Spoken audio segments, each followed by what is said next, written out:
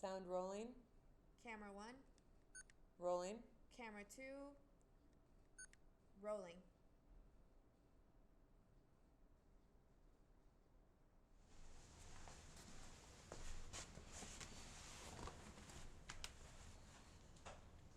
My name is Robert McKenna Brown. I'm a faculty member on the College of Humanities and Sciences at Virginia Commonwealth University, where I've been now for 25 years. My research areas are principally language, the links between language and identity, and how those factors influence language vitality and language acquisition. What brought me to Tulane? My undergraduate degree was in speech therapy. It was a program developed to prepare public school therapists. So there wasn't a strong liberal arts component. And after my undergraduate degree, I went to Ecuador in the Peace Corps, which was, my first time overseas, a fabulous experience, mind-opening experience. But I encountered, being overseas and an American for the first time, a certain degree of friction or even hostility because of global politics and history, which were things I was really poorly equipped to discuss or really understand or articulate my role in that world. And so I was really looking for something like the Master's in Latin American Studies to broaden my horizons. I did my coursework at Tulane from 1983 to 1985. Upon completing or coming to completion of the master's, I was invited to apply to the PhD degree and decided that was a very appealing option. So I completed coursework in 85 and then did field work in Guatemala in 1986 and 87, worked in the archives of the Indies in Seville, Spain, for the better part of a year after that, came back to Tulane to work on my dissertation and graduated in 1991.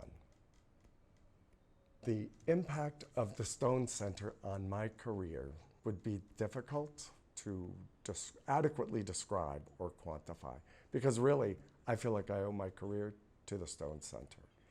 It was, as I said, eye-opening. It was a launching pad that allowed me to explore abilities, acquire knowledge, new skills and experiences that enabled me to build or pursue a career that's been something I'd never really dreamed would be part of my life. So specifically, I could mention in the summer of 1984, I had a small grant that allowed me to spend a few months in the Yucatan after taking a semester of Yucatec Maya, to explore a feasibility study for what might possibly be fieldwork. And that ended up being very formative for me, led me the following summer, in 1985, to go to Antigua, Guatemala, with the Matilda Giddings Gray Fellowship. If I'm not mistaken, I may have been part of the last cohort of Gray Fellows. And then being in Antigua, having a chance to take Kaqchikel classes from the Proyecto Lingüístico Francisco Marroquín and get to know their work. And the folks there enabled me to set the stage for my field work that I did in 1986, 87. So those little short summer stints were like seeds, right, that just grew into much longer, greater results. One standout memory from my time at Tulane was being able to see Rigoberta Menchú speak live on the Tulane campus and a chance to meet her even briefly at the end of it. That's a moment that I'll never forget. And I feel it's sort of a landmark in my life and my professional and personal history. If I had to think of one word to describe the legacy of the Stone Center, it might be opportunity. I think the opportunity that many students have to dip into multiple disciplines and time periods is of incredible value.